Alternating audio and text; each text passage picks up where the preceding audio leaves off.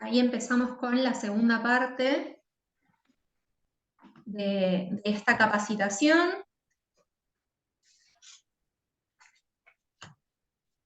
Bien, ¿qué normativas internacionales y nacionales, pero también vamos a ver a futuro las normativas a nivel universitario, están vinculadas, ¿no?, a los derechos de las mujeres y diversidades? Y esto es sumamente importante porque, como les decía al inicio, todos, todas y todes tenemos una perspectiva sobre el género.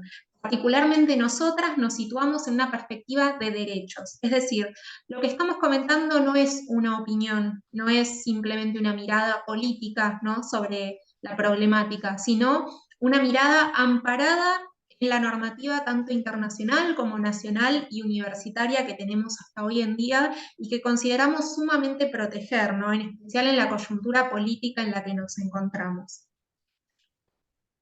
Bien, para iniciar vamos a conocer algunos instrumentos internacionales. Yo les voy a hablar particularmente de tres, pero son mucho más, ¿sí? Son muchos más que estos.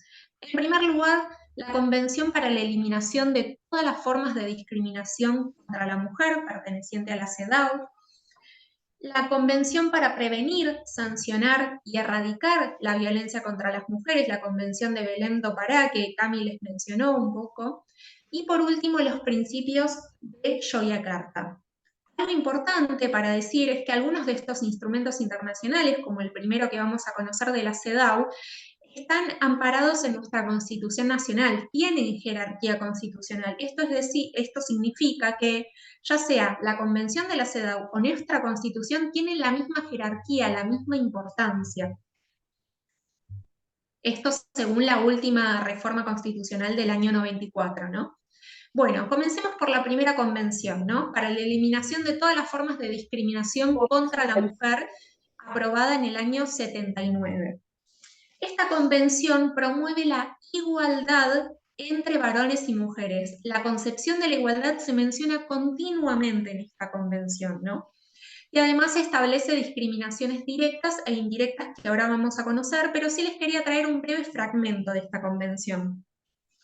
Los estados partes, como por ejemplo en este caso Argentina, tomarán todas las medidas apropiadas para modificar los patrones socioculturales de conducta de hombres y mujeres con miras a alcanzar la eliminación de los prejuicios. Fíjense cómo va en línea con lo que les comentaba al principio, que tenemos como objetivo nosotras dentro de esta instancia de formación, ¿no? Poder cuestionar nuestros prejuicios para justamente modificar nuestros patrones, ¿no?, socioculturales, es decir, patrones que no van a estar ahora y siempre, sino que pueden ser transformados, y eso es la buena noticia, ¿no? Por otro lado, también esta convención busca la erradicación de la discriminación en todos los ámbitos, es decir, la vida civil, la vida familiar, política, económica, social y cultural. Es decir, los derechos humanos se ven como un todo indivisible, no puede jerarquizarse internamente, en el sentido de que no es que algunos ámbitos son más importantes que otros, sino que ya sea que esa violencia, ¿no?, contra la mujer ocurra en el ámbito familiar como que ocurra en el ámbito político, es igualmente relevante y grave, y esto es sumamente importante. Ahora, respecto a esta separación entre qué es una discriminación directa y qué es una discriminación indirecta para la CEDAW, tenemos por un lado que la discriminación de manera directa es la que tiene por objeto discriminar, ¿no?, la que establece explícitamente una distinción arbitraria. Por ejemplo, podríamos decir un docente que se burla de un estudiante porque necesita salir a amamantar a su hijo, ¿no? En cambio, una discriminación indirecta es más difícil de captar. Como les decía Cami con este dibujo del iceberg, ¿no?, esas violencias que están más implícitas, más sutiles. Bueno, una discriminación de manera indirecta es la discriminación como resultado de un proceso más complejo, más sutil, ¿no? Cuando una norma, una práctica o una política pública parece ser neutra, ¿no?, respecto del sexo de sus destinatarios y destinatarias. Pero en los hechos concretos, esa pretendida neutralidad tiene el efecto de reproducir las desigualdades de género. Vamos al siguiente ejemplo, ¿no?, que es la Convención para prevenir, sancionar y erradicar la violencia contra las mujeres del año 94, conocida como Convención de Belém do Pará. Esta convención centra su atención en el derecho de las mujeres a vivir una vida libre de violencias, ¿no? Trayéndoles un fragmento concreto, esta convención dice, literal, la violencia contra la mujer es una ofensa a la dignidad humana y una manifestación de las relaciones de poder históricamente desiguales entre mujeres y hombres, ¿no? Algo muy relevante de esta convención es que enmarca la violencia contra las mujeres como una violación a los derechos humanos. Por último, y no por eso menos importante, les quiero traer los principios de Yogyakarta, que son mucho más recientes. Es una serie de principios sobre la aplicación de la legislación internacional de derechos humanos en relación con la orientación sexual y la identidad de género. Es un nuevo modo de describir al género que ya no se relaciona con el determinismo biológico. Es decir, esto que veíamos al inicio de, bueno, sexo igual, varón, una persona con pene, mujer, una persona con vagina. No, eso se replantea completamente. Ahora lo importante, y es lo que vamos a conocer, es que el género se vincula con cómo cada persona se autopercibe. Todas las personas, dice estos principios, ¿no? Poseemos el derecho a una identidad de género y esta identidad de género no está dada por criterios externos, como la genitalidad o la forma en la cual nos vestimos, sino por criterios internos. Este dibujo que les traje a modo ilustrativo es, por ejemplo, de un varón trans. Esto no lo dijimos, pero esta banderita que hay acá y que apareció en otras filminas es la bandera de la comunidad trans. Acá lo que vemos es un varón trans que, por ejemplo, no sé si ven esto, es por una mastectomía, ¿no? Una persona que decidió realizarse una intervención quirúrgica, ¿no? Quitarse las mamas para justamente sentirse más cómodo con su corporalidad, pero bueno, vale la pena resaltar que no es necesario, digamos, realizar intervenciones quirúrgicas o hormonales para identificarnos de alguna manera, ¿no? Específica. No es necesario, hay personas que deciden hacerlo y otras que no. Ya conoceremos esta cuestión hablando específicamente de la ley de identidad de género. Pero sí quería traerles un fragmento concreto de los principios de Yogyakarta. ¿Qué entienden estos principios por identidad de género? Bien, ahora les leo este fragmento. La identidad de género es la profundamente sentida experiencia interna e individual del género de cada persona que podría corresponder o no con el sexo asignado al momento del nacimiento, incluyendo el sentido personal del cuerpo, que, de tener la libertad para escogerlo, podría involucrar la modificación de la apariencia o la función corporal a través de medios médicos, quirúrgicos o de otra índole, y otras expresiones de género, incluyendo el vestido, el modo de hablar y los amaneramientos.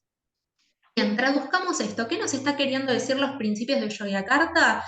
Que nuestra identidad de género puede ser o no cis. Es decir, todo el mundo tiene identidad de género. Si ustedes se consideran mujeres, varones, si se consideran personas no binarias, tienen una identidad de género. Y por otro lado, esa identidad de género puede o no vincularse con el hecho de que hayan realizado una intervención quirúrgica, por ejemplo, la mastectomía que les decía recientemente, o que se hormonicen, por ejemplo, tomen testosterona, como sucede en algunas personas de la comunidad trans, ¿no? Pueden o no vestirse de forma vinculada, ¿no? Con lo que uno entiende por femenino masculino, pero no necesariamente, o sea, estos principios lo que nos están habilitando es el juego, por así decirlo, ¿no? El juego en el sentido de que no haya identidades estructuradas y binarias, sino poder habilitar, ¿no? La existencia de múltiples identidades y ante todo habilitar un panorama de justamente menor cantidad de violencias y discriminación, ¿no? Poder reconocer que todas esas identidades existen en vez de solamente pensar en un sistema de género binario, como veíamos al principio, varones, mujeres, y que todo lo que esté por fuera de ese binarismo quede relegado a lo anormal, a lo patológico, ¿no? A lo raro, a lo enfermo, como sucedió hasta muy recientemente en la legislación y en las normativas, por ejemplo, correspondientes al ámbito de la psicología y la psiquiatría.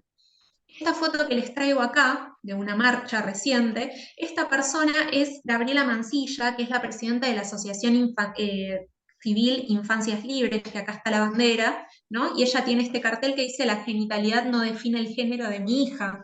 Su hija es una de las primeras personas que logró, ¿no? A través de una medida judicial de amparo, cambiar su DNI, es una persona trans, digamos, y ella, bueno, habilita toda una discusión, ¿no?, de política respecto a, bueno, y compleja, por supuesto, porque hablamos de personas menores de edad, respecto a la autopercepción, ¿no?, a qué hacer si tenemos un hijo, una hija, una hija que empieza a autopercibirse de una manera diferente al sexo que le asignaron al nacer. Bien, vamos a la normativa nacional. Aguarden un segundo porque creo que hay alguien. Ahí está. Hay silencio.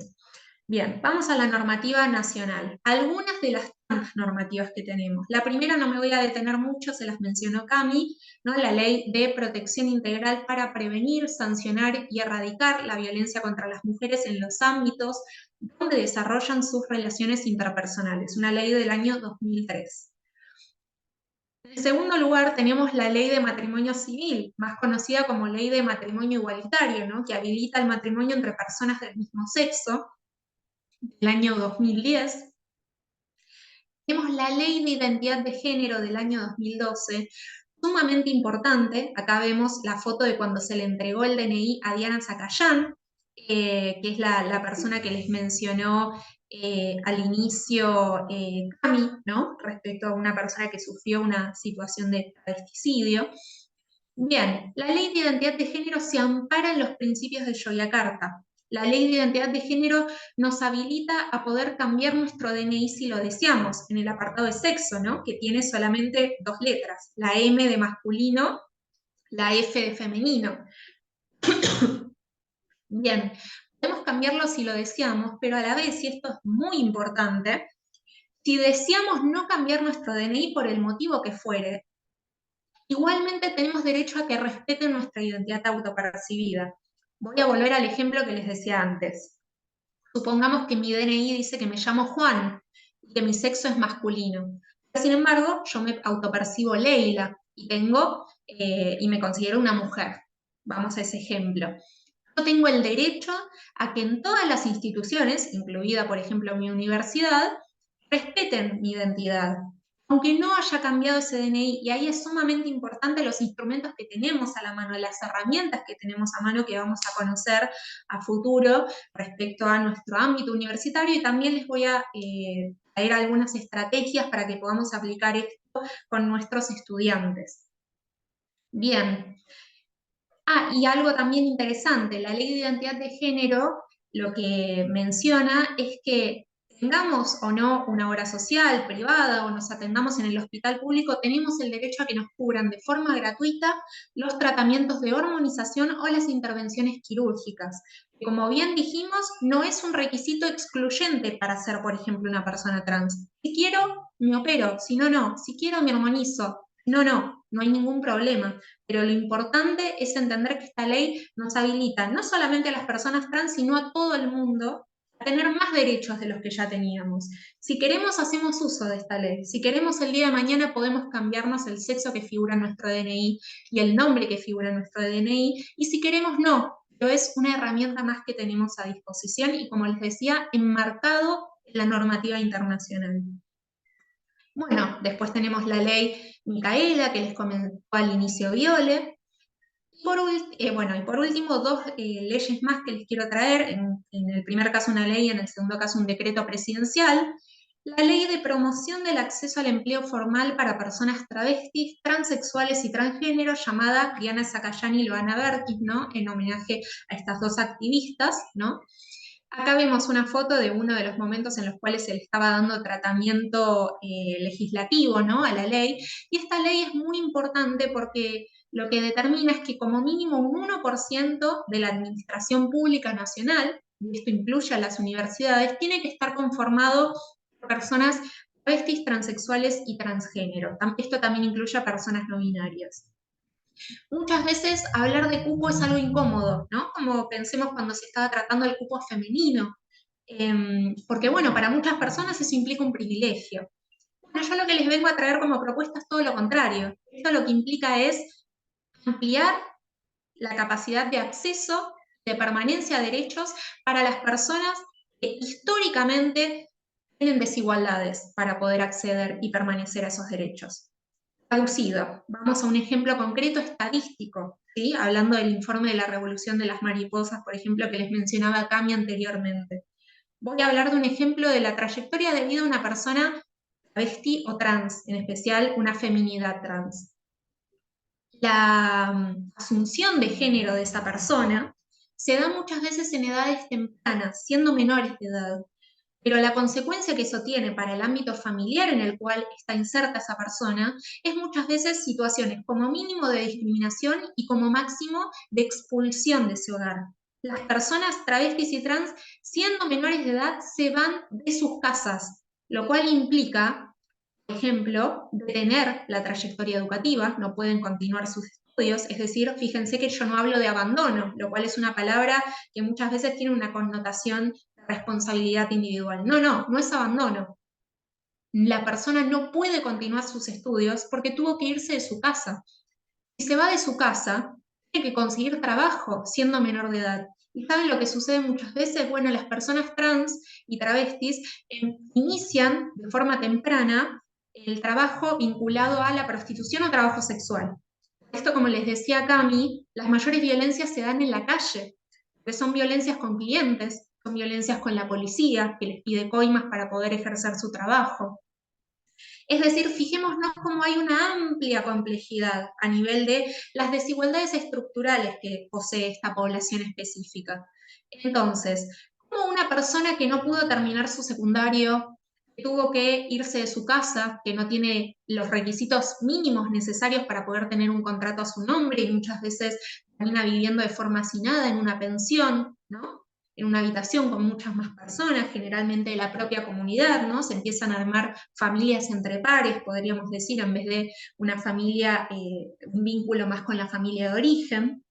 Bueno, este cupo lo que hace es poner sobre la mesa esa desigualdad, poder hacer una reparación histórica para esa comunidad. No es que no conseguía trabajo porque no quería, porque eran vagos, sino porque no tenían los requisitos mínimos como el secundario completo para poder acceder a un trabajo, aunque sea precario. Entonces este cupo lo que establece es, por ejemplo, que no se pida que tengan el secundario completo las personas, pero que sí la institución se comprometa a acompañar la finalización de los estudios básicos necesarios mientras ejerce ese trabajo. Y esto es muy importante porque lo que está haciendo el Estado es poder formar parte de ese proceso de reparación en vez de reproducir la expulsión de esa persona y relegarla únicamente al ámbito de la prostitución y el trabajo sexual. Bien. Por último, mencionarles el decreto del año 2001, ¿no? El decreto vinculado al DNI no binario, que acá vemos una imagen ilustrativa.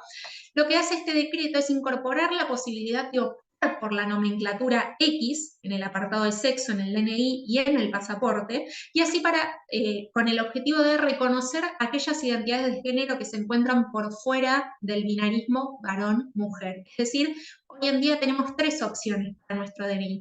Puede figurar la M en sexo, sexo masculino, la F de sexo femenino y la X se vincula a las identidades no binarias. Bien, ¿cómo podríamos diferenciar las leyes vinculadas a la violencia de género y a las violencias vinculadas a las orientaciones sexuales?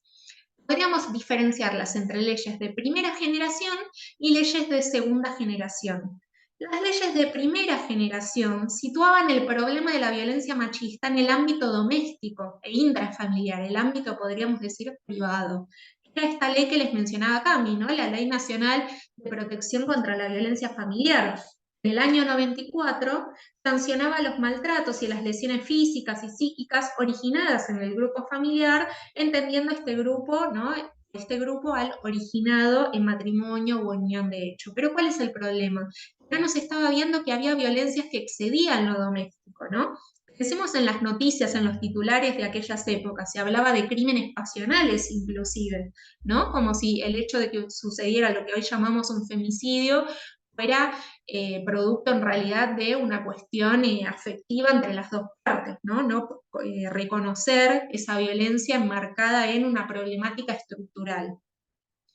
En cambio, las leyes de segunda generación identifican las causas estructurales de la violencia de género, advirtiendo que también el Estado puede ser responsable, ya sea por acción o omisión. Esto es sumamente importante, porque ahí vemos que los actores, ¿no? Los responsables, exceden el ámbito familiar. Pueden estar dentro de la casa, dentro del hogar, pero también pueden estar por fuera.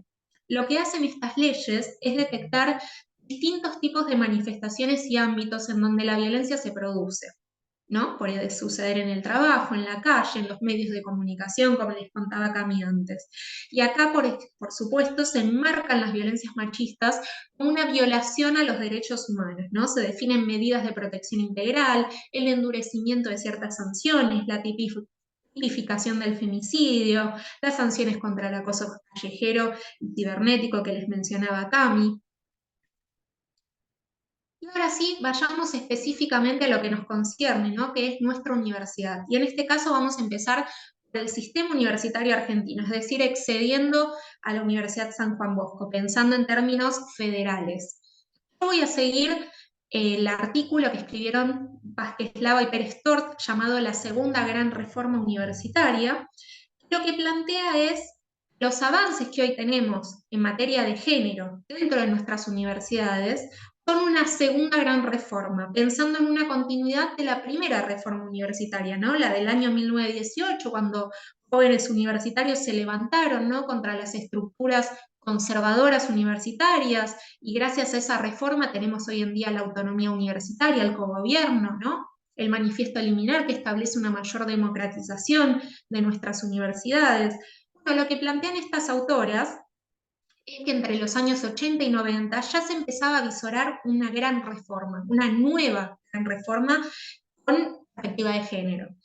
Que se empezaron a fundar los estudios de las mujeres y de género, la creación de centros de estudios, de institutos, de programas de investigación, la creación de las jornadas nacionales de historia de las mujeres, que hasta hoy en día se siguen haciendo, hace más de 30 ediciones, ¿no?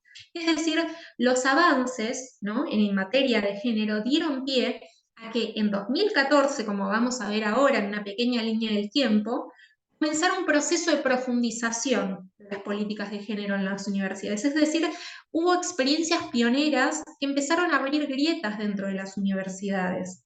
Universidades que antes no se pensaban como responsables o reproductoras de las violencias y las desigualdades de género, bueno, empezó a haber espacios, personas que empezaron a escribir sobre el tema, empezaron a generar políticas públicas sobre el tema y empezaron a abrir grietas. Les traigo para poder enmarcar esta situación en lo que venía sucediendo en los años 80. Esto es en Argentina. Acá esta mujer está con el cartel de no a la maternidad, sí al placer. Esto es en las escalinatas del Congreso. Es la marcha del 8 de marzo de 1984, cuando era mucha menos gente de la que hoy en día marcha todos los 8 de marzo en los paros internacionales, ¿no? Bien, quiero traerles, por ejemplo, para no solamente hablar de los años 80 y los 90, ya en el 1904, es decir, hace más de 100 años, se creó la Asociación de Universitarias Argentinas. En el 1910 ocurrió el primer Congreso Femenino Internacional, es decir, estamos hablando de una genealogía muy amplia. Este trabajo no empezó y terminó a partir del Ni Una Menos, viene hace más de 100 años. Y también traerles una frase de Sara Ahmed, que como verán me gusta bastante esta autora, pero me parece muy interesante lo que ella trae porque de hecho formó parte de un espacio de diversidad dentro de su universidad. Ella lo que decía es que intentamos transformar las instituciones cuestionando para quién están hechas esas instituciones. Tenemos centros feministas y programas feministas porque no tenemos universidades feministas, ¿no? Esto me parece muy interesante. Y ahora sí, les traigo esta línea del tiempo sacada del cuadernillo de Ley Micaela de la red RUGE. Lo que nos muestra son distintos hitos en nuestro sistema universitario nacional. En el año 2014 se crea el primer protocolo contra las violencias en la Universidad Nacional del Comahue. Esto es una experiencia pionera que originó que se replique la creación de protocolos a lo largo y ancho de nuestras universidades. Y esto sucede con todas las políticas de género. Recientemente, por ejemplo, con las leyes de cupo, ¿no? Travesti trans, o las guías de lenguaje inclusivo. Cuando una universidad se anima a crear por primera vez una política de este modelo incentiva a que esas políticas se repliquen en otras universidades. En el 2015 tenemos la marcha del Ni Una Menos. No sé si recuerdan que fue debido al femicidio de Chiara Páez, ¿no? Una adolescente de 14 años que vivía en Santa Fe y fue asesinada por su novio. Bueno, este hecho generó una masiva movilización debido a que está ocurriendo inclusive un femicidio cada 30 horas en Argentina. Este hecho colectivo, ¿no?, tan importante a nivel político, repercutió en las universidades, porque por supuesto somos instituciones que estamos enmarcadas en una coyuntura política y cultural específica, no somos burbujas, ¿no? Estamos todo el tiempo en diálogo con lo que está sucediendo por fuera de nuestros espacios. Esto implicó que en las jornadas de historias de las mujeres que se estaban desarrollando en el año 2015, un grupo de mujeres académicas creó el primer boceto de lo que se llamaba en su momento la red de género, que es este logo que ven acá. El título era mucho más largo, pero se la entendía coloquialmente, ¿no?, como red de género. Eran más o menos 20 universidades las que formaron parte de esta red, ¿no?, que se presentó en un encuentro dentro de la Universidad de San Martín. Hoy en día, esa red, que hoy se llama RUGE, Red Interuniversitaria por la Igualdad de Género y contra las Violencias, en el año 2018 logró enmarcarse en el CIN, y esto le dio una amplia legitimidad institucional. Hoy en día hay 85 instituciones universitarias, con entre 1 y 2 representantes por cada universidad, elegidas a través de una designación rectoral. También pensemos, ¿no?, así como estuvo el Ni Una Menos, en el 2017 se organizó el primer paro, ¿sí? Se decía en ese momento el primer paro contra el gobierno de Mauricio Macri se lo hicieron las feministas, ¿no?, organizado luego del femicidio de Lucía Pérez, y esto implicó que todos los 8 de marzo ocurra, ¿no?, en la zona de Congreso, pero también a lo largo y ancho del país, el paro internacional de mujeres lesbianas, travestis, trans y no binarias. Y bueno, acá tenemos en el 2018 la sanción de la ley Micaela. Bien, acá no puedo ver el título, que me tapa el, el lugar negro, pero si no me equivoco, este gráfico lo que menciona es la creación de los espacios de género a nivel universitario. Fíjense cómo en el 2018 hubo una explosión de creación de esos espacios, ¿no? Y esto no es casualidad, porque si pensamos nuevamente en la línea de tiempo que veníamos viendo, implica que lo que estaba sucediendo a nivel político, a nivel del crecimiento de los feminismos, ¿no?, en la esfera pública, en las calles, repercutió en las universidades. Acá vemos la creación de protocolos, ¿no? De nuevo, 2017 casi se duplicó la creación de protocolos en relación al año pasado. De nuevo, esto no es casualidad, tiene mucho que ver con la coyuntura política. Y acá les traigo como título Los muros de ladrillo, utilizando una metáfora que dice Sara Ahmed respecto a lo que implica, y acá me pongo en primera persona, ¿no?, pensando en mis compañeras, pensando también en el trabajo de las compañeras de la Universidad San Juan Bosco, lo que implica para nosotras poder dar estas disputas, ¿no?, simbólicas, ¿no?, políticas dentro de una institución. Bueno, esto implica que todo el tiempo se nos va a aparecer un muro de ladrillo, dice Sara Ahmed, ¿no? Y es un muro se nos presenta cuando, por ejemplo, nos es difícil poder negociar con el rectorado que salga una política, poder aplicar el protocolo de forma efectiva, ¿no? Y este muro, una vez que aparece, bueno, al resto de las personas les queda o ignorarlo, o bueno, o ni siquiera verlo, ¿no?, por momentos. Pero para nosotras, quienes ponemos el cuerpo continuamente en estos espacios de género, nos es muy difícil justamente poder hacer un diálogo interclaustro. Y fíjense, ahora sí, yendo a este gráfico, ¿no?, es basado en un diagnóstico creado por la RUGE en el año 2019, las áreas, actores institucionales que tienden a demorar u obstaculizar los procesos para la aplicación de medidas e investigación de casos según las referentes de atención. Acá se habían encuestado las referentes de atención de todas las universidades del país. ¿Cuáles son las áreas y los actores institucionales que más tienden a demorar? Bueno, las áreas legales, 60%, áreas legales. Fíjense qué importante es lo que está, por ejemplo, llevando a cabo ahora la RUGE, y esto capaz lo conozco más de primera mano porque además del trabajo en la Secretaría de Igualdad, también asisto a la coordinación ejecutiva de la red RUGE, y en la actualidad estamos llevando a cabo capacitaciones a todas las áreas jurídicas del país a nivel universitario. Dentro de pocas semanas va a ocurrir, de hecho, una capacitación en la Universidad San Juan Bosco, porque son justamente las áreas legales uno de los principales actores, ¿no?, que debemos poder intervenir y poder traer estas discusiones.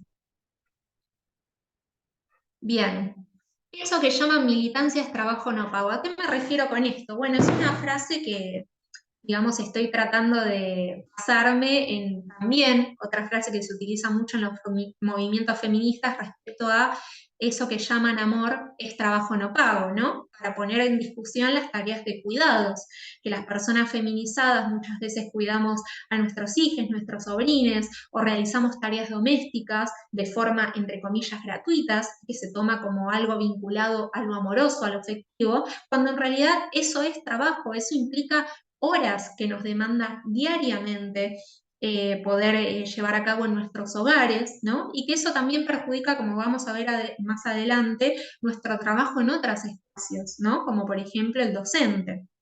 Bien, acá lo que digo es eso que llaman militancia es trabajo no pago, en relación a que quienes estamos formando parte y dando estas disputas dentro de las universidades, desde los espacios de género, estamos muchas veces en situación de precariedad. Y son espacios muy reducidos, que no disponen de la cantidad de recurso humano necesario para poder llevar a cabo esa tarea. Fíjense que siguiendo el mismo informe que les comentaba, esto se le había preguntado a las representantes de la red RUGE, si consideraban que había una suficiente disponibilidad de recursos humanos. Fíjense que solo el 13% dijo sí, es muy suficiente en mi espacio, en mi universidad, el 40% considera que es suficiente, el 37% considera que es poco suficiente. Solo la mitad de los espacios de género cuenta con una partida específica dentro del presupuesto asignado a cada universidad, como podemos ver acá. Partida específica de los espacios de gestión, ¿no? En los equipos de atención, por ejemplo, menos del 30% está en planta permanente.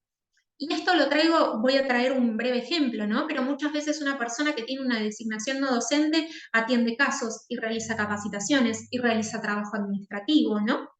Todo esto es muy desgastante e implica, bueno, justamente que todavía falta que la perspectiva de género sea legitimada realmente al interior de esa institución para que los espacios de género tengan una partida presupuestaria necesaria, básica, ¿no? Un piso. Bien, vamos a la noción de techo de cristal, que la podríamos definir como una barrera invisible, pero con efectos reales, que dificulta o impide la promoción de mujeres cis a lo largo del tiempo y aumenta la brecha salarial. Acá les traigo un dibujo que ilustra un poco el techo de cristal, ¿no? Mientras un varón cis tiene una escalera, para poder ascender, podríamos decir, a un puesto jerárquico, la mujer tiene muchísimas más dificultades para subir y alcanzar ese mismo puesto, ¿no? También lo podríamos graficar como una escalera en donde la mujer justamente se topa con un techo de cristal que le impide seguir ascendiendo. ¿Y por qué se dice de cristal? Bueno, porque justamente es una barrera, podríamos decir, más sutil, más invisible, volviendo a esta metáfora del iceberg. No hay una legislación que diga, ustedes mujeres no van a poder acceder con la misma facilidad que nosotros los varones a X puesto laboral, sino que es una barrera que existe. No, la normativa no lo dice de forma explícita, pero eso no implica que esa desigualdad no exista en la práctica concreta, ¿no? Bueno, previamente a esto quería comentarles algunos datos a nivel regional. Según el informe de UNESCO, en 2020 solamente un 18% de las universidades públicas de América Latina tiene mujeres rectoras, por ejemplo. El acceso de las mujeres a los cargos de jerarquía está lejos de lograr niveles equitativos en el hoy, no solo a nivel regional, sino también a nivel nacional, como vamos a ver ahora. Sí hay que decir que hubo una reciente creación hace menos de 2 años del Foro de Rectoras y Vicerrectoras de Universidades Públicas enmarcado en el CIN. Efectivamente están creciendo numéricamente la cantidad de mujeres rectoras y vicerrectoras, pero siguen siendo minoría. Sin embargo, a nivel estudiantil universitario son mayoría las mujeres, ¿no? Eso parece como bastante curioso, porque si son las graduadas en su gran mayoría mujeres, sin embargo a nivel de los cargos jerárquicos hay muchas menos. Bueno, acá tenemos datos, ¿no? de la SPU, el Departamento de Información Universitaria, que lo que menciona es que la distribución de cargos según género en las universidades nacionales durante el año 2019 marca ciertas desigualdades. Fijémonos, docentes, parece muy paritario, ¿no? Muy equitativo. Hay casi 50 y 50 de varones y mujeres cis. En el nivel preuniversitario, bueno, son muchas más las mujeres que los varones. En el caso de los no docentes, también bastante paritario, ¿no? Bastante equitativo. Sin embargo, cuando vamos a lo que es el claustro de autoridades superiores, vemos que mujeres hay casi un 42% y varones casi un 59%. Acá ya estamos viendo una clara desigualdad. ¿Qué hipótesis tenemos respecto a por qué sucede esto? Bueno, acá les voy a traer una investigación de Catalina Nosiglia y Brian Fuchsman, que publicaron un artículo el año pasado, y dicen que hay tres factores que configuran el techo de cristal. En primer lugar, los roles estereotipados de género. Es decir, se asocian ciertas características negativas con lo femenino, entre comillas, y de este modo opera dentro de las instituciones un discurso naturalizador que legitima la preferencia de varones de ocupar cargos de dirección. Segundo factor, según estos investigadores, las barreras externas asociadas a la cultura organizacional. Por ejemplo, ausencia de políticas de cupos femeninos o de paridad de género en los concursos docentes, en las elecciones políticas dentro de la universidad, ¿no? Con lo cual se termina privilegiando las características personales o laborales de los varones cis. Y por último, las barreras generadas por los roles reproductivos y las responsabilidades de cuidado. Esto dificulta el desarrollo profesional de las mujeres cis. De allí la importancia de licencias igualitarias de copaternidad, ¿no?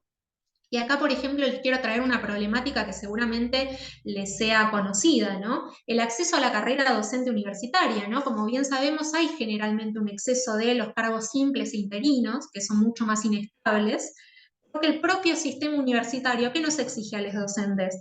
Bueno, acreditar antecedentes de investigación, ¿no? Para ser promovidos y ascendidos. Pero ahora bien, esto lo traigo como pregunta, ¿hay realmente una igualdad de oportunidades para investigar?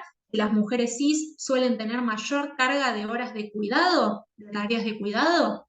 ¿Las mujeres cis tienen la misma cantidad de tiempo disponible, tiempo libre, entre comillas, para poder investigar, para poder escribir artículos, para poder presentarse a jornadas de investigación que los varones?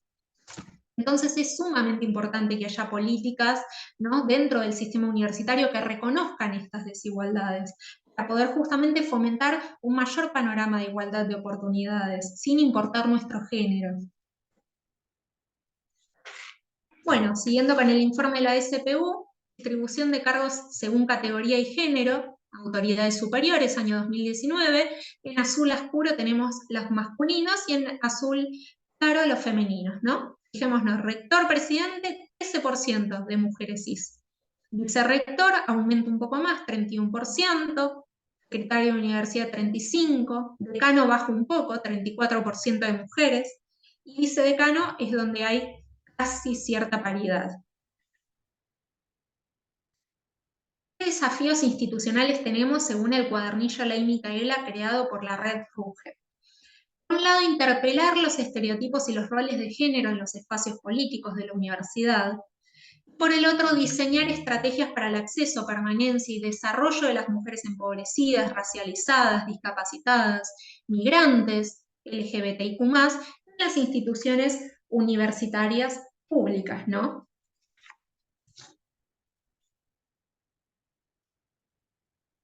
Acá podemos ver también cómo impactan las desigualdades de género en nuestras universidades, ¿no? En el desarrollo académico de los y las estudiantes, ¿no? ¿Qué impacto tiene la violencia de género? ¿Tiene impacto sí o no? Bueno, un 78, casi 79% dijo que sí. La violencia de género impacta en el desarrollo académico de los y las estudiantes. Es decir, hay estudiantes que, por ejemplo, no pueden continuar sus estudios debido a haber vivenciado una situación de violencia de género.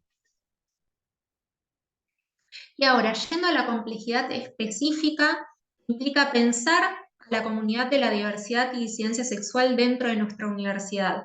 Les hago una pregunta, ¿alguna vez conocieron a un docente, una docente trans, a un docente, una docente que se entienda públicamente como lesbiana, como gay?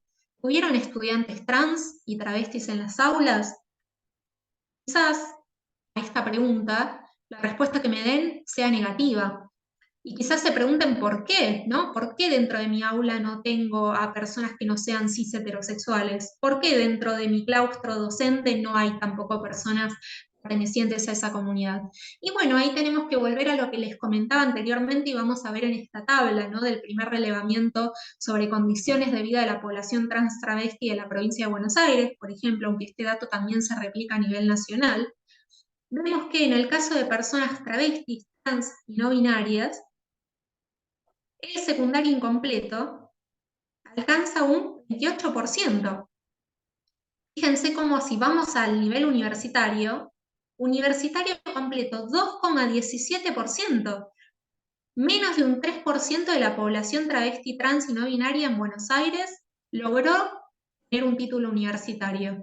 ¿Cómo vamos a hacer para tener docentes universitarios de esta comunidad? Es muy difícil, porque justamente acá hay una problemática estructural que, como les decía antes, excede el ámbito educativo, pero está ampliamente interrelacionado y que hay que transformar para que justamente la amplitud de voces, ¿no? De identidades, también sea reflejada dentro de la universidad, ya sea en el claustro estudiantil como en el claustro no docente y docente.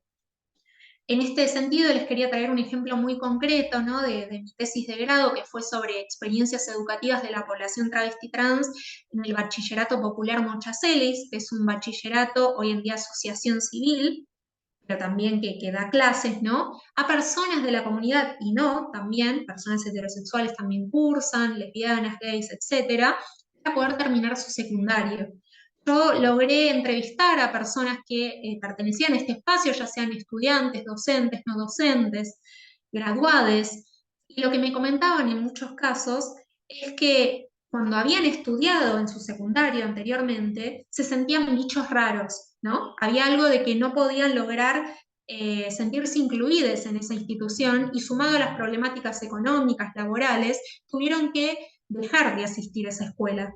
En la Mocha Celis, sin embargo, encontraron un refugio, era una palabra que aparecía muchas veces, encontraron un espacio empático, encontraron un espacio en donde su identidad autopercibida era respetada, era valorada, encontrar un espacio en donde sus problemáticas, por ejemplo, vinculadas a acceso a espacios de salud, podían ser amparadas, ya que la escuela tenía un espacio de articulación, ¿no? Con distintas instituciones, un espacio de articulación con posibles, digamos, posibilidades de acceso a laboral, ¿no?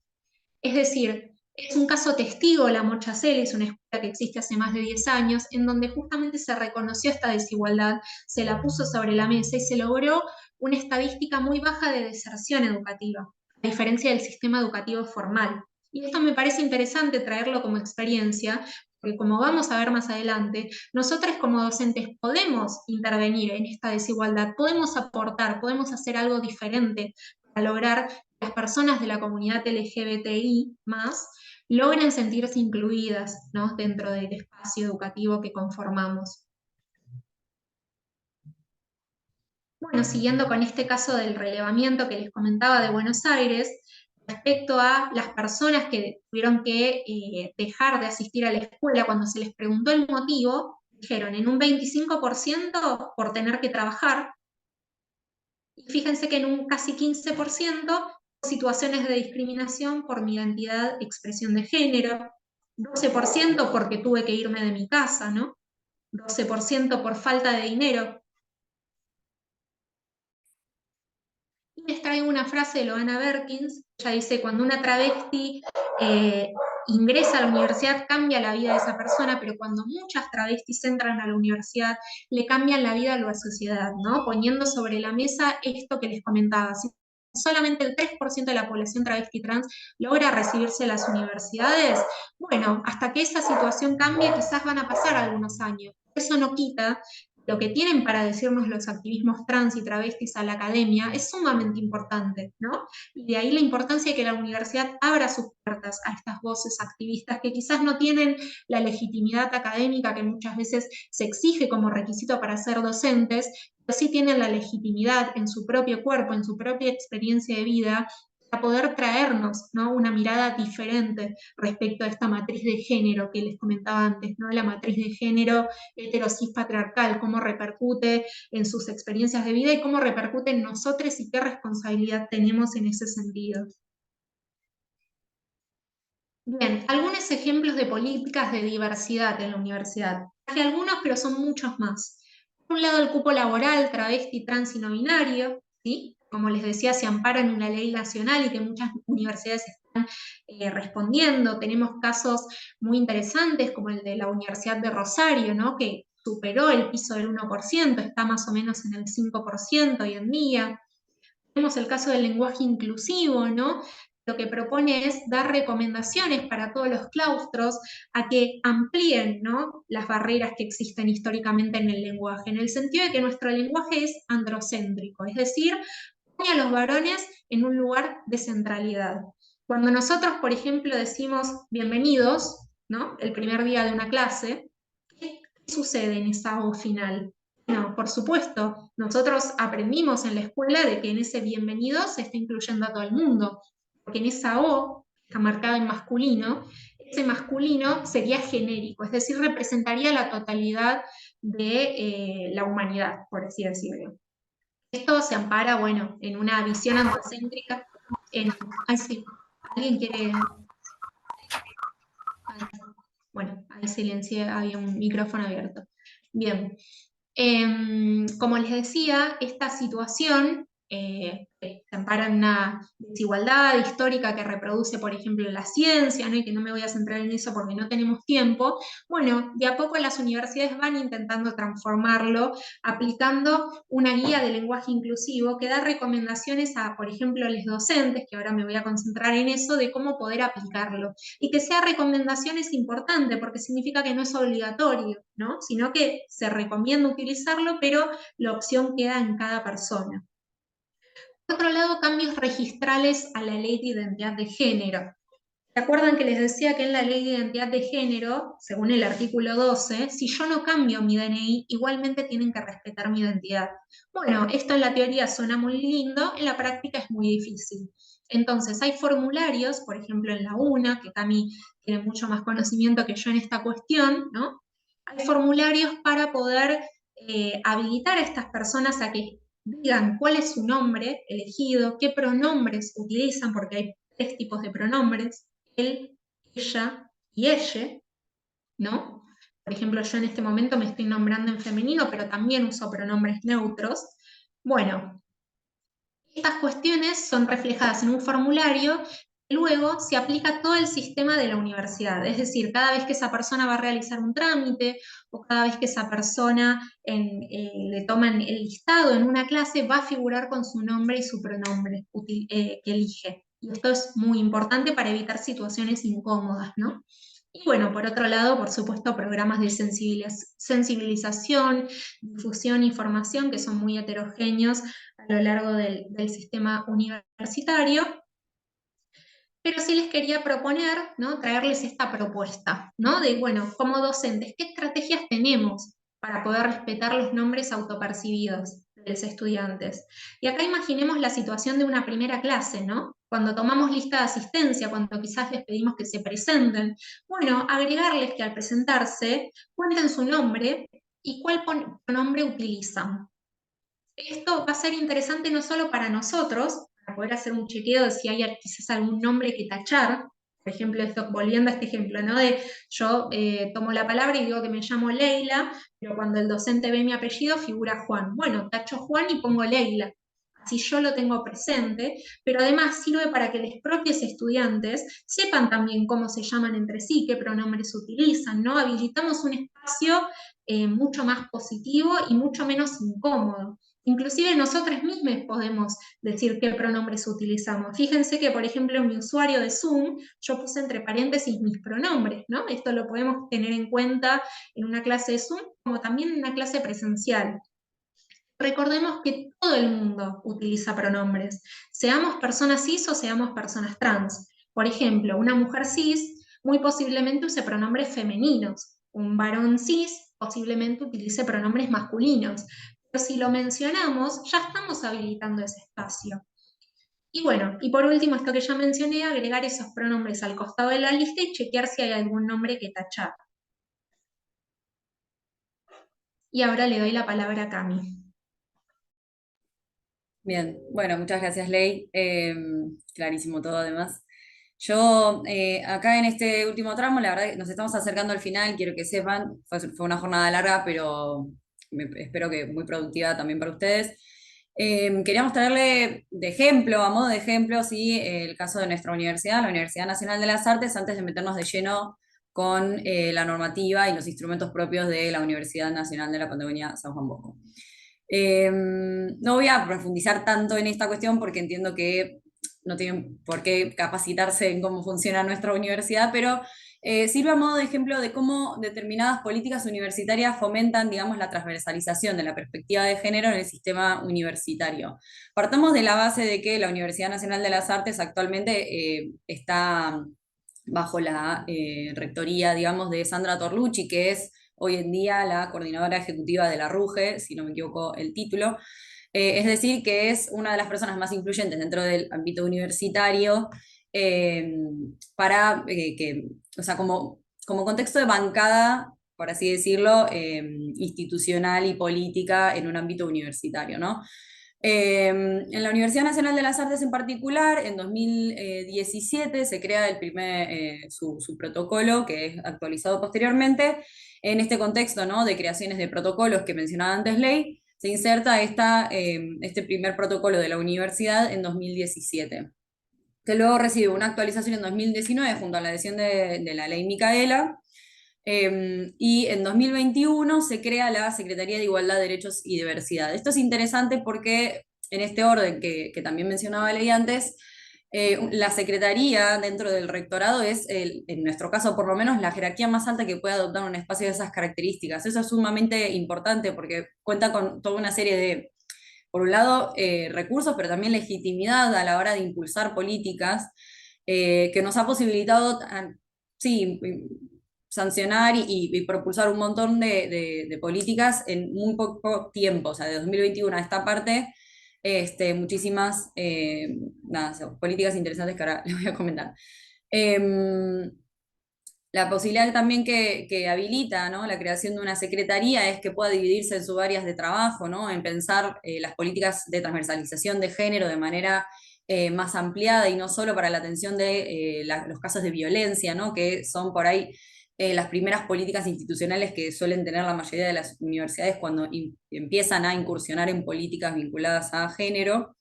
Eh, por lo que está conformada por estas dos áreas, ¿no? Por un lado, el área de investigación, formación y políticas culturales, en donde se engloba el equipo de Ley Micaela, ¿no? Que acá, por ejemplo, Viole está desempeña esa labor día a día, y el equipo de investigación, ¿no?, donde se inserta acá también Leila.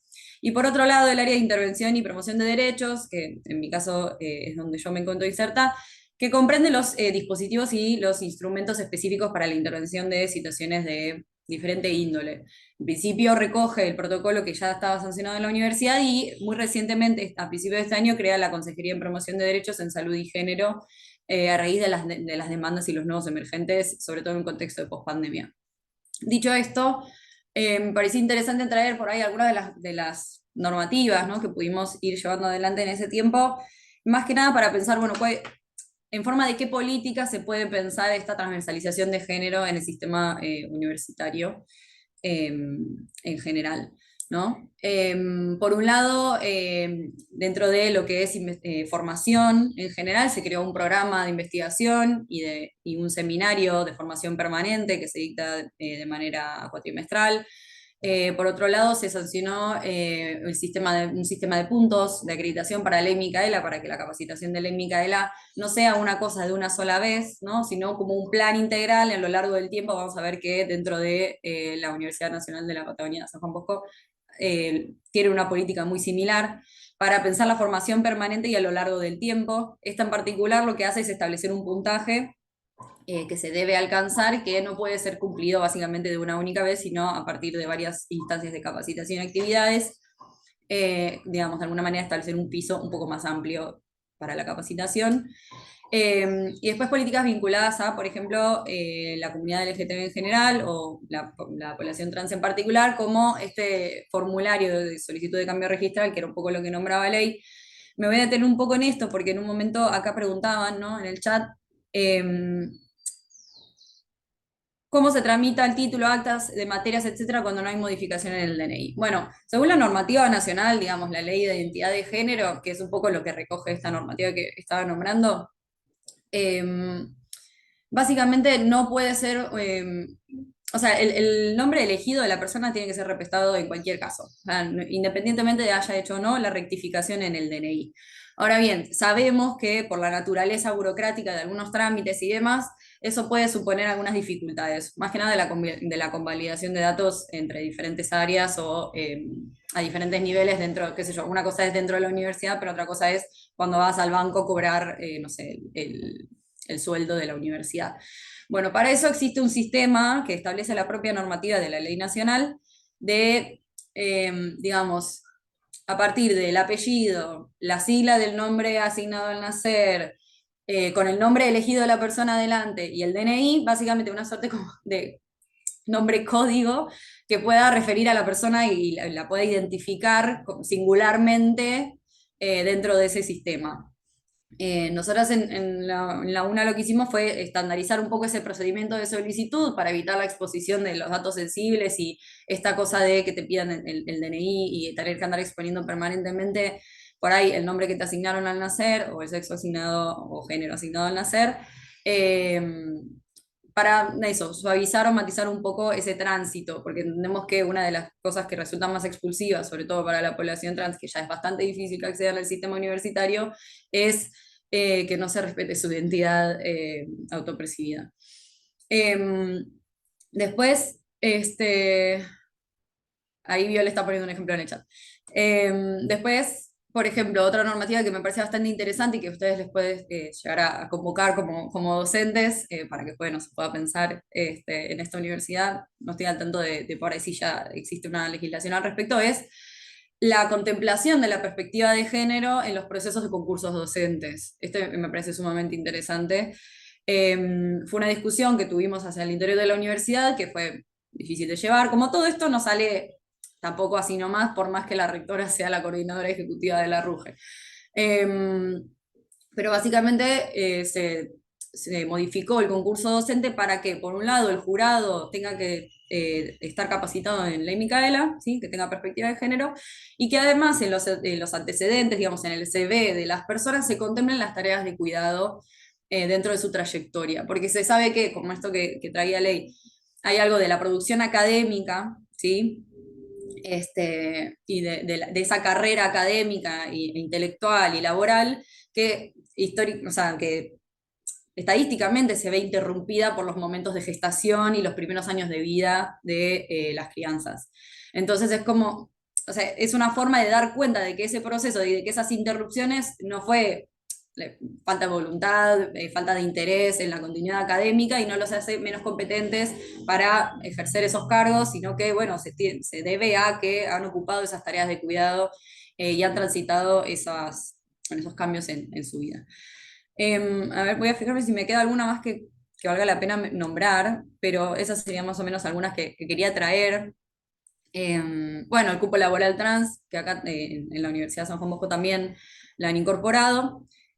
Bueno, y la guía de usos del lenguaje inclusivo me parece bastante interesante de nombrar. Como decía Ley, son una de las políticas que podemos adoptar desde las universidades para tratar de fomentar un ambiente más respetuoso, más amigable, más amoroso con la diversidad de identidades que transitan nuestros espacios. Como les decía Ley, es estructuralmente muy complejo y muy difícil que estas personas ya de por sí en su diversidad accedan al sistema universitario, entonces tratar de que la institución sea lo más amena posible para su tránsito, que acompañe esas pluralidades de las trayectorias, es una forma también de reparación de esas violencias estructurales y de alguna manera, si se quiere, casi de justicia social respecto de esa situación.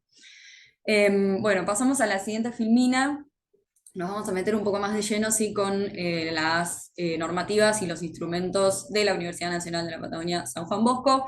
Acá igualmente la invito a Cristina que me interrumpa las veces que quiera, pero básicamente voy a hacer un breve repaso, sí, del recorrido de determinadas políticas que se llevaron adelante en la universidad.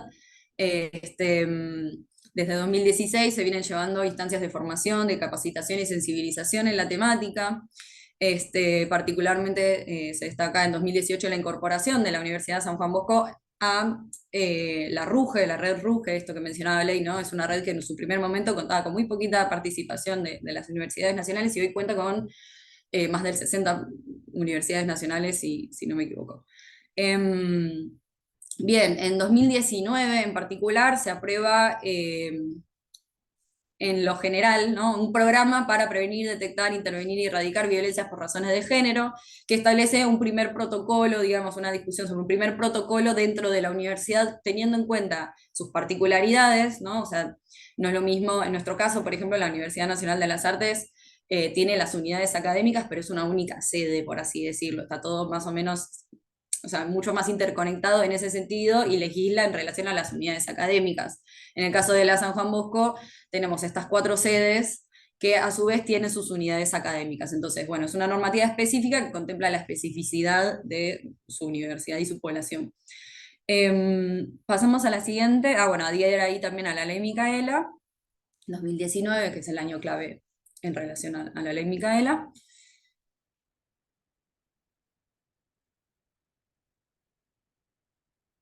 Bien, bueno, en 2021 adhiere a la ley de promoción del empleo formal para personas travestis, transexuales y transgéneros, ¿no? En línea con esto que mencionaba Belén, tiene que ver con eh, establecer un cupo, un piso mínimo para promover mínimamente, aunque sea unos pocos espacios dentro de la institución universitaria para una población estructural y históricamente vulnerada y relegada respecto de la inserción en ese ámbito.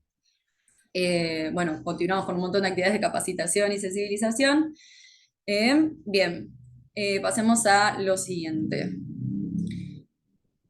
Yo, como les mencioné, formo parte del área de intervención y promoción de derechos y específicamente integro el equipo de atención digamos, del protocolo, entonces me gustaría hablar un poco más en profundidad sobre eso. Es uno de los instrumentos más importantes que tienen. No es el más importante o exclusivamente el único, pero sí es uno de los más importantes que tienen las universidades nacionales para intervenir sobre las situaciones de violencia de género que acontecen en su ámbito universitario. ¿Me pasas la siguiente, Ley?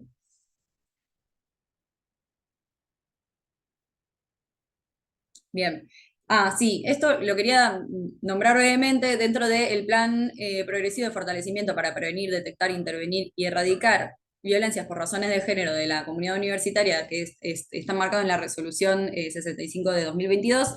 Se establece como un esquema, digamos, de articulación dentro de la institución de la universidad, que articula, digamos, la Secretaría de Bienestar Universitario, ¿no? Que es la secretaría dentro del rectorado que nuclea este tipo de políticas, con referentes, equipos de referentes por unidad académica y los equipos de acompañamiento que están por sede, ¿sí?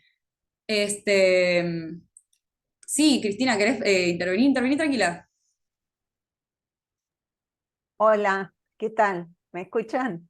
Sí, sí. Bueno, gracias por, la verdad que clarísimo todos los conceptos, lo que nos están explicando, realmente muy, muy bueno, pero bueno, me parece que como este taller está orientado a docentes de nuestra universidad, quiero agradecer también la participación de cada una de ellas, ellos y ellas dentro de este espacio. Y yo ahí les voy compartiendo algunas acciones que estamos llevando adelante, que de repente no todos y todas están informados, pero bueno, hemos generado un vínculo institucional con el municipio de Comodoro Rivadavia y también con el municipio de Trelew, para llevar adelante esto que también explicaban ustedes recién, ¿no? El tema de cómo trabajar el cupo trans dentro de nuestra universidad. Si bien tenemos una resolución de Consejo Superior, no, no es, digamos, el camino sencillo para hacer esta inclusión, ¿sí? Primero también tenemos que trabajar dentro de los gremios, con gremio docente y no docente, pero más allá de eso, también con la experiencia que tienen otras instituciones. Vuelvo otra vez a destacar el trabajo que estamos haciendo con los municipios de Comodoro y de Trelew, que son, digamos, organismos que ya han incorporado el cupo trans de hecho y de derecho dentro de cada uno de esos organismos. Y bueno, estamos trabajando en el registro, ¿no? ¿Cómo hacemos ese registro de personas? Exactamente era lo que decía Leila en relación a los datos estadísticos. Nos hemos reunido y también detallan esto, ¿no? La falta de formación, que no tienen, digamos, injerencia dentro de las cátedras, porque obviamente no están titulados, no tienen títulos de grado ni de posgrado, justamente porque salen muy jóvenes de su casa. Entonces, estamos trabajando en tratar de que se incorporen a la universidad como estudiantes para que no solamente ocupen espacios ¿cómo es? Espacios que tengan que ver con las actividades, digamos, de servicio dentro de la universidad, ¿no? Limpieza, seguridad, sino incorporarlos en el área administrativa, en el área docencia, en el área investigación y en el área extensión dentro de la universidad. Así que bueno, por un lado estamos trabajando, estamos generando talleres, encuentros. Uno se realizó en el mes de septiembre y otro lo vamos a tener ahora el jueves y el viernes, de manera presencial en la sede de Trelew, para seguir avanzando en este trabajo, ¿no? Y bueno, y con respecto a los títulos, ahí tenemos otro trabajo intenso, porque como decía recién Camila, el camino burocrático no es tan sencillo, y los títulos tienen que ver con, para generar esos títulos tienen que ver con actas de exámenes aprobados. En la transición muchas veces se cambia el dato dentro del DNI, pero se generan confusiones. De hecho, hemos tenido que generar algunos trayectos administrativos hasta para obtener la SUBE, ¿no? Que acá tenemos el TEG, que es obviamente el transporte educativo gratuito para estudiantes, y que no nos reconocían ese cambio de DNI, ¿no? Con el nombre en el DNI. Así que ahí tuvimos que hacer otro trámite. Para títulos es lo mismo, o sea, estamos trabajando en ello, pero bueno, a veces los trámites llevan mucho más tiempo de lo que nos gustaría. Así que nada, resaltar otra vez y agradecer la participación tanto de docentes de nuestra casa como de nuestras capacitadores.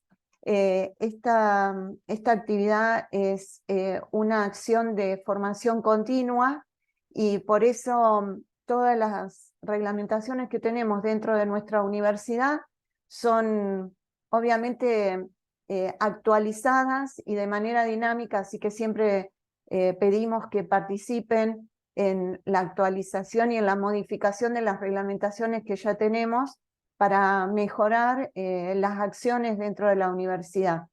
Obviamente que nos gustaría trabajar mucho más intensamente, pero bueno, en el medio se cruza la palabra presupuesto, que es una palabra horrible, pero que sí la necesitamos para poder dar continuidad a nuestra acción política.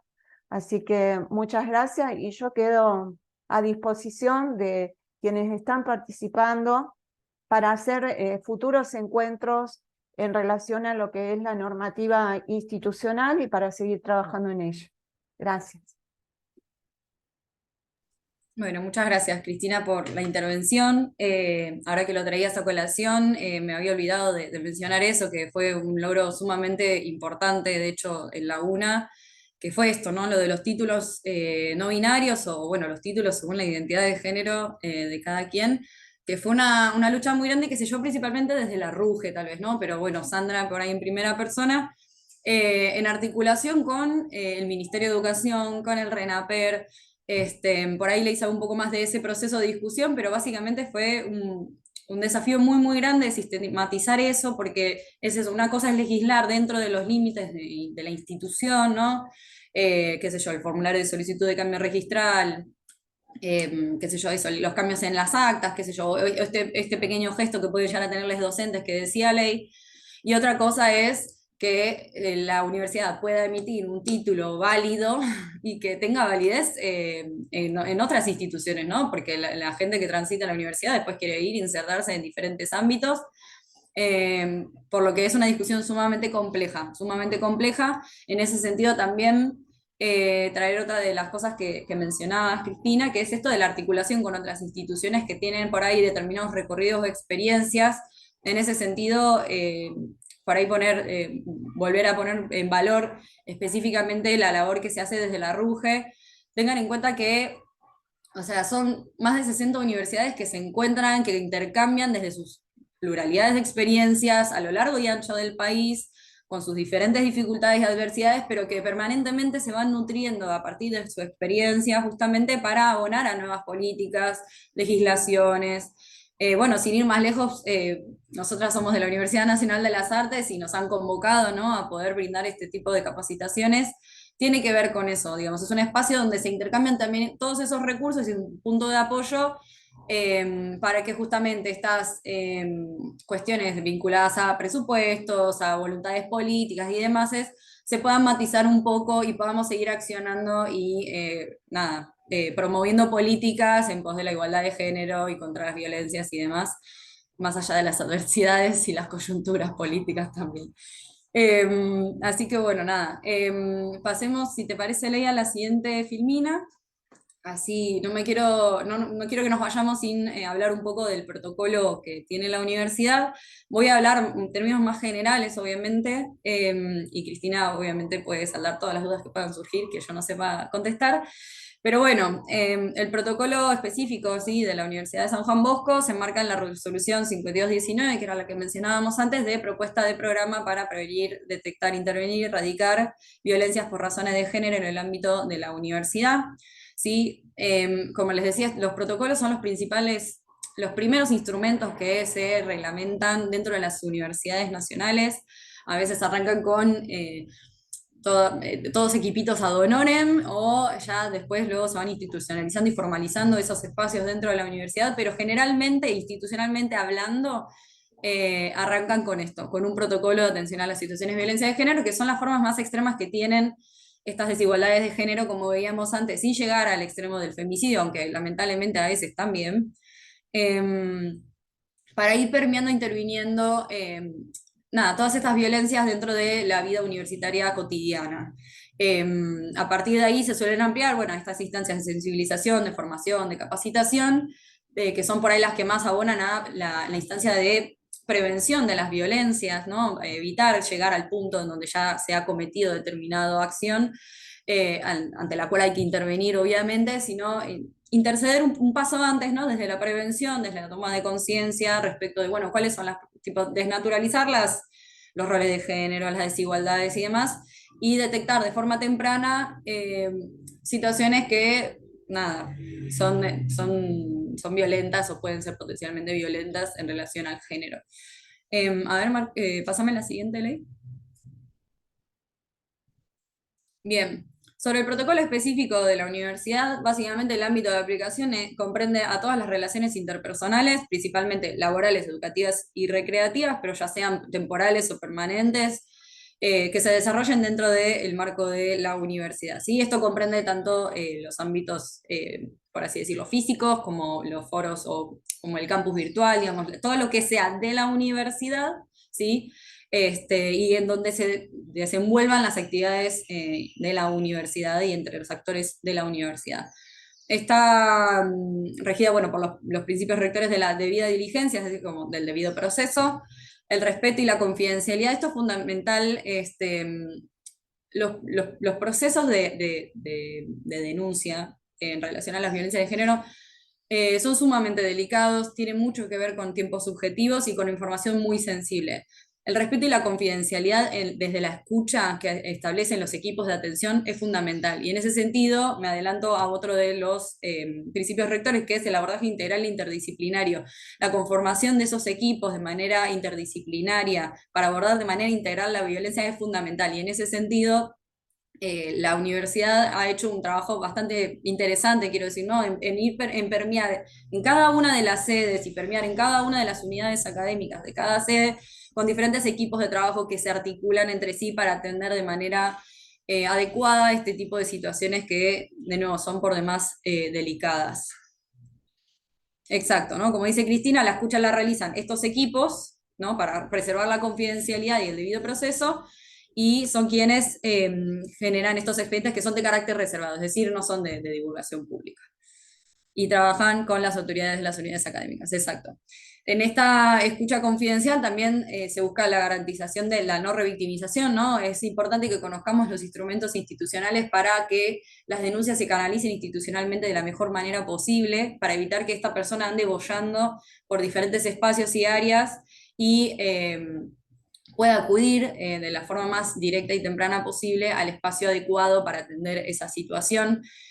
Por eso es tan importante siempre compartir estos instrumentos, que quienes forman parte de la comunidad universitaria se familiaricen con el instrumento, lo van a encontrar colgado obviamente en el campus virtual con los demás materiales, para, como miembros de la comunidad, si toman conocimiento de estas situaciones,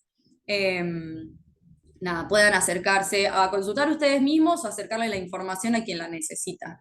Bueno, la gratuidad y la transparencia y la celeridad son cuestiones más de tipo procedimental y si se quiere, obviamente no tiene ningún costo hacer este tipo de consultas o denuncias para quienes se acercan a hacerlo y se busca que sea de la forma más efectiva en términos burocráticos posible. Pasamos a la siguiente ley.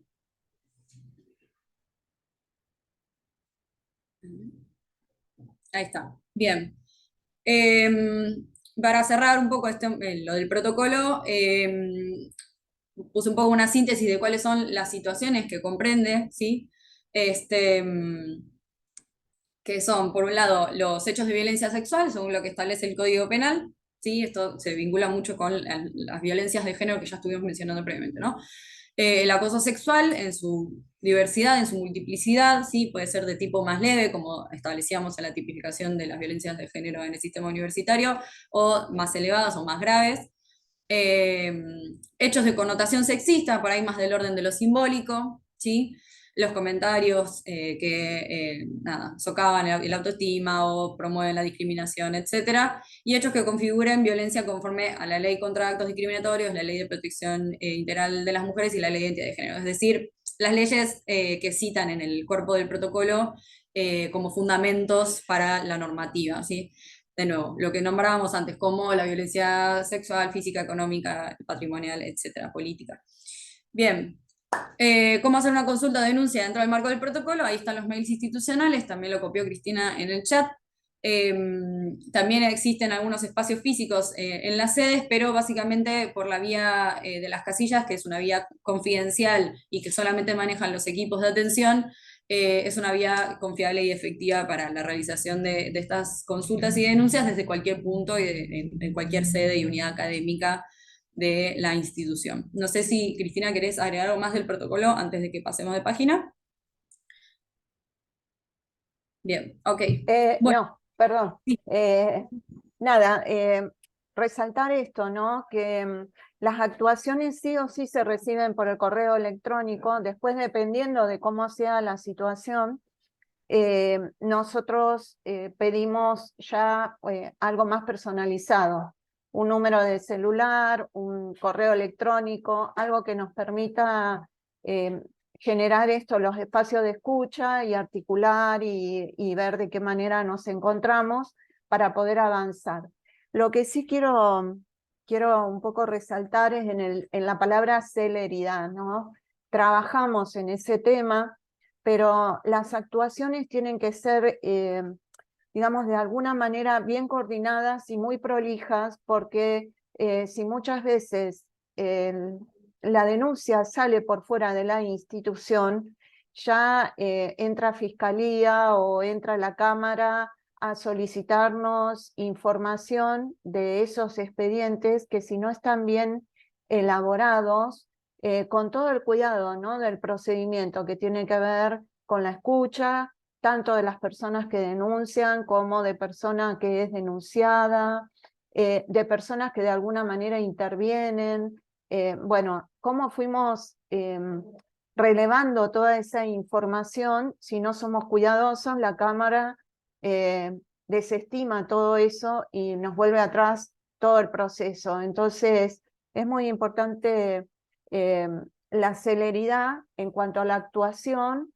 Para eso también tenemos algunas formas de emitir sanciones y demás, pero con el cuidado que tenemos que tener en la parte administrativa. Por eso es importante, y vuelvo a resaltar el hecho de que se empiezan a generar estos talleres por CEPRES con respecto al área jurídica, porque allí creo que es donde tenemos uno de los problemas más graves. Vos lo mencionaban hoy ustedes, y bueno, y en eso tenemos que seguir trabajando.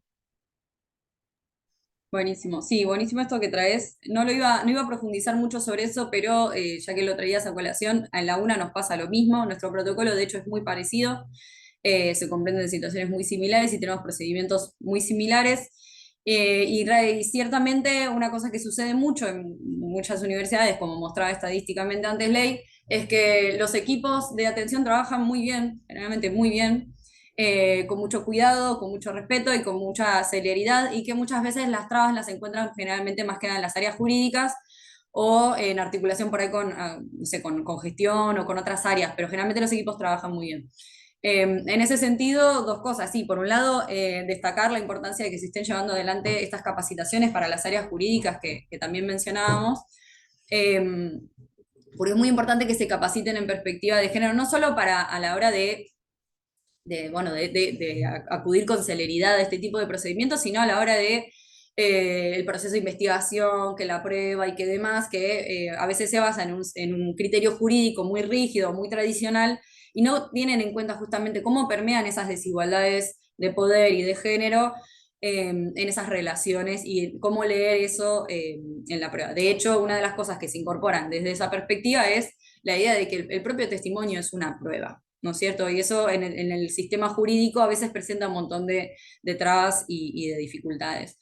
Pero bueno, en otro orden también, y en esa línea, también me parece importante que siempre se asesoren y sepan que existen las vías por fuera, que la institución, si bien es autónoma y tiene procedimientos propios, tiene que dialogar permanentemente con lo que ocurre afuera. Si hay denuncias radicadas afuera, la universidad no puede desentenderse de esos procedimientos, no puede desconocerlos. Eh, entonces, bueno, como dice Cristina, es sumamente importante que la universidad sea prolija en sus procedimientos, porque si esto se eleva a nivel judicial, tiene que tener todos los papeles en orden, básicamente, para que no sea contraproducente, sobre todo para quien denuncia.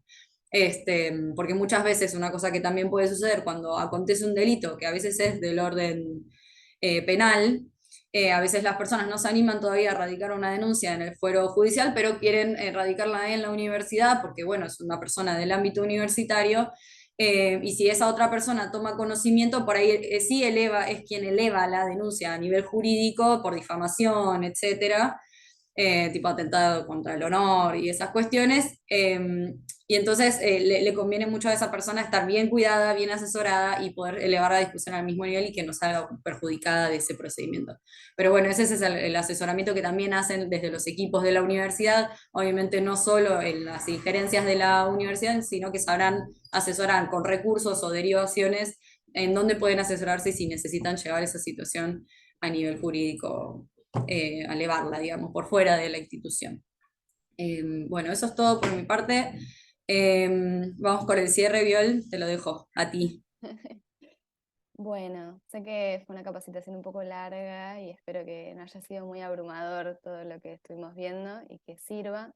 Lo primero que les quiero decir es que este PowerPoint y todo lo que se mencionó va a estar subido en el campus. Yo voy a estar ahí siguiendo sus comentarios y sus dudas. Durante esta semana vamos a estar subiendo todo el material. Lo segundo es que esta capacitación se cierra y se da el certificado una vez que hagamos un ejercicio final, cada uno individualmente, que bueno, también va a estar subido en el campus, que va a ser algún tipo de reflexión respecto de todos los temas que estuvimos viendo. Y bueno, nos interesaba un poco traer las palabras de la propia Micaela García, que un poco fue una persona que militaba mucho, para dar como eso, un cierre y entender cuáles son nuestras acciones individuales y colectivas dentro de las universidades. Ella decía que los grandes cambios suceden si hacemos bien, lo mucho o lo poco. Me gusta resaltar esto porque por más que sea una cuestión mínima o sutil, tiene un gran impacto, ¿no? Que nos toca según nuestras responsabilidades e influimos en el pequeño grupo de personas con las que nos relacionamos. Si muchos hacemos esto, tendremos una sociedad mejor y más inclusiva. Bueno, nada, es una invitación también a todos a ir recorriendo sus espacios y transformando desde los lugares que les tocan. Nada, eso. Espero que les haya gustado un poco la capacitación, que hayamos podido mover un poquito algún interrogante. Y que se lleven cuestiones para sus propios espacios, para sus propias clases. Eso, nada. Bien. Sí, si tienen cualquier pregunta, etcétera, pueden, o si la tienen ahora o si surge a posteriori, es eso, seguimos igualmente dialogando a través del foro, que esto va a tener un periodo de duración, no es solamente esta clase. Y bueno, nada, eso sí, espero que la hayan podido disfrutar, a pesar de por ahí lo densa que puede llegar a ser teóricamente, pero también instrumentalmente. Nos parece sumamente relevante poder habilitar esos espacios y fomentarlos. Y también una última cosa es que estuvimos grabando esta capacitación, así que también este material va a estar subido por si quieren volver a escuchar alguna de las cosas que estuvieron exponiendo las chicas. Así que nada, eso, y cualquier duda que tengan va a estar abierto un espacio de consultas en el campus. Si quieren decir algo más las chicas, Cristina. Bueno, muchas gracias también por el espacio.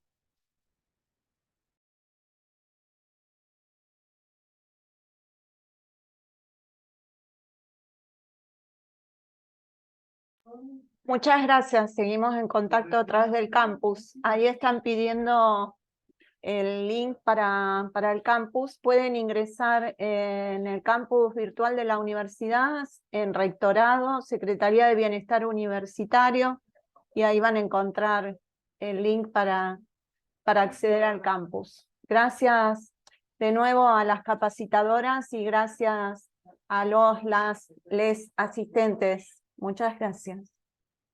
Gracias a ustedes por venir. Muchas gracias. Chao, chao. Gracias, chao. Chao, hasta luego. Gracias. Chao, que anden bien.